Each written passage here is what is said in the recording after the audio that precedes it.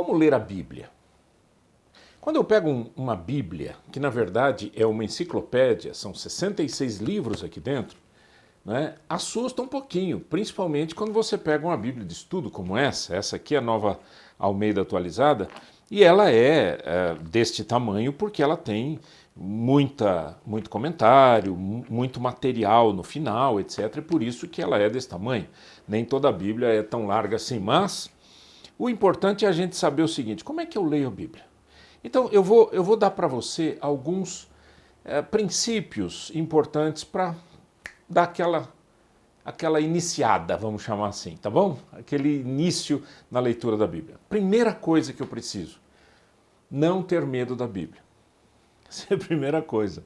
Não ter medo, não ter medo. Segunda coisa: vai ler um livro, leia o livro todo. A não ser um livro como Salmos, por exemplo, que é um livro poético, são 150 capítulos, você não vai ler todos os livros, ou todos os capítulos, perdão, do livro de Salmos. Você lê um salmo, depois lê outro, mas pelo menos leia o capítulo todo. Tá?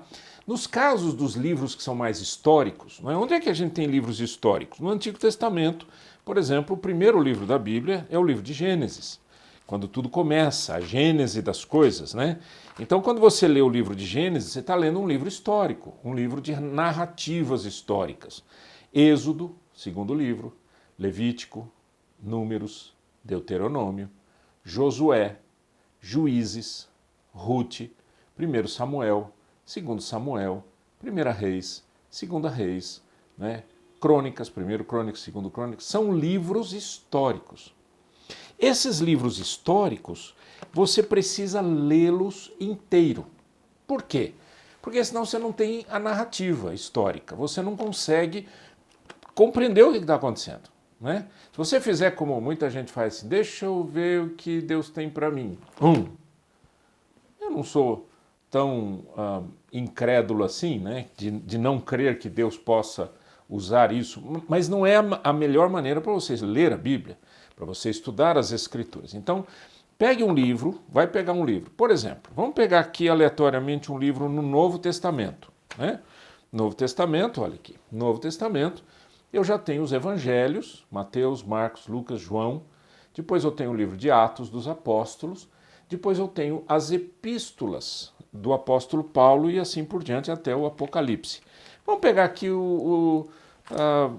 aleatoriamente o Evangelho de Lucas. Pronto, peguei o Evangelho de Lucas. Aí eu chego aqui e vou ler assim aleatoriamente, né? Então aí eu pego e digo: Jesus contou a seguinte parábola: certo homem tinha uma figueira plantada na sua vinha e vindo procurar fruto não achou, então disse o homem que cuidava da vinha: já faz 3 anos que venho procurar fruto nesta figueira e não encontro nada. E assim por diante.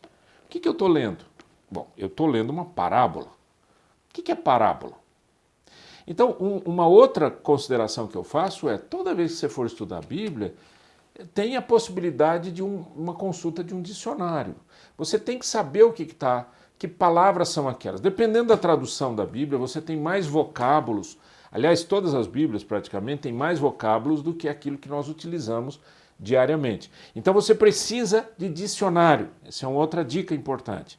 Né? Lendo o texto, leia o texto inteiro, leia as narrativas, leia o que está acontecendo. Vai ler o Evangelho de Lucas? Leia o Evangelho de Lucas a partir do capítulo 1. Vai indo lá, vai seguindo a história toda, a história de Jesus. Né? Assim também as epístolas. Você vai ler Romanos? Leia inteiro. Né? São 16 capítulos. Você vai ler 1 Coríntios, 2 Coríntios, Gálatas, Efésios, Filipenses, Colossenses, 1 e 2 Tessalonicenses.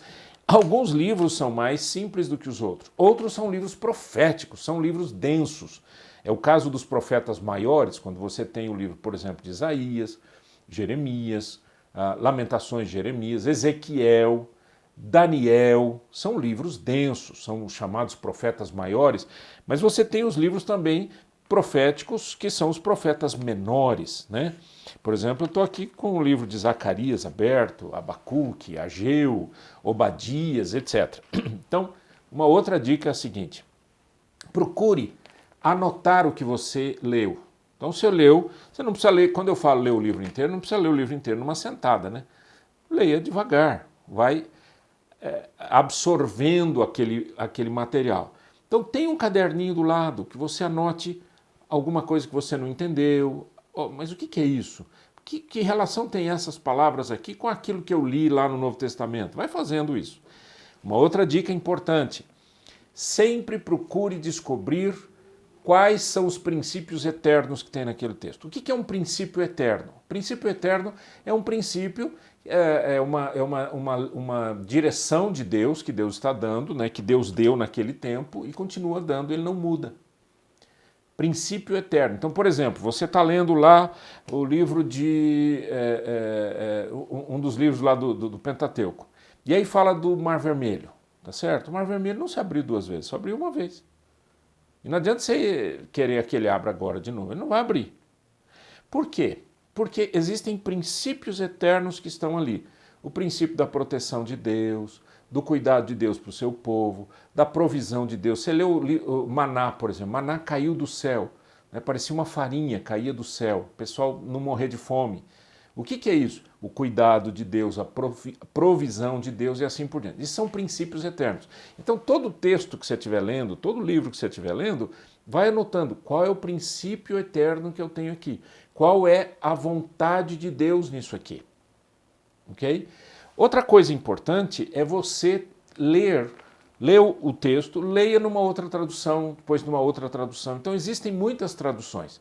Se você gosta de trabalhar com papel, né, às vezes é muito melhor trabalhar com livro, papel, legal. Então, por exemplo, eu tenho aqui algumas traduções diferentes, eu tenho em inglês, eu tenho em espanhol, eu tenho no computador, no celular, eu tenho acesso a várias traduções. Então, leio aquele versículo, poxa, eu vou ler numa outra tradução, depois numa outra, depois numa outra, depois numa outra. Por quê?